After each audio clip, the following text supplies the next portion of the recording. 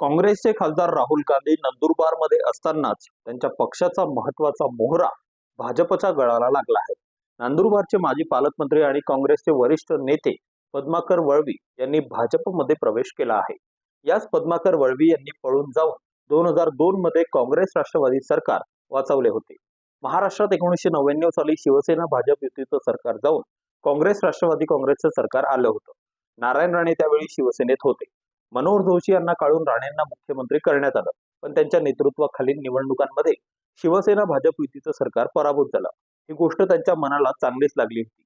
मुख्य म्हणजे काँग्रेस राष्ट्रवादीला सुद्धा निर्भेळ यश मिळाले नव्हते. अपक्ष आणि छोट्या पक्षांच्या मदतीनं सरकार बनलं होतं.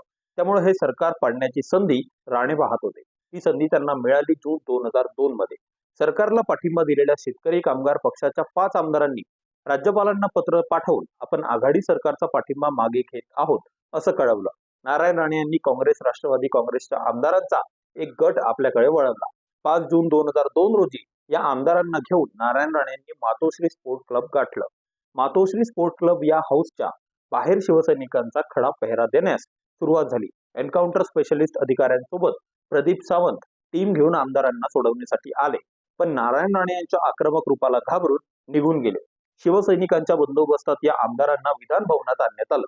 नारायण राणेंच्या केबिनमध्ये सर्व आमदारांना बसवण्यात आलं. सरकार पडून राणेच मुख्यमंत्री होणार होते, पण पद्माकर वळवी यांनी एक कांड केलं आणि राणेंचं मुख्यमंत्रीपद गेलं. राणेंच्या केबिनमध्ये बसलेल्या वळवी यांनी टॉयलेटला जाण्याचं निमित्त केलं आणि ते थेट विधानसभा अध्यक्ष अरुण गुजराती यांच्या केबिनमध्ये घुसले.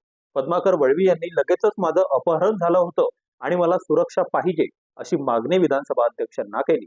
विधानसभा अध्यक्षांनी त्यांना तात्काळ मार्शलची सुरक्षा सुद्धा प्रदान केली. विधानसभेत बहुमताचा ठराव मांडण्यात येणारच होता. तोच अरुण गुजराती यांनी 7 आमदारांचं निलंबन केलं. यात 5 राष्ट्रवादीचे, 1 जनता दलाचा आणि 1 अपक्ष आमदार होता.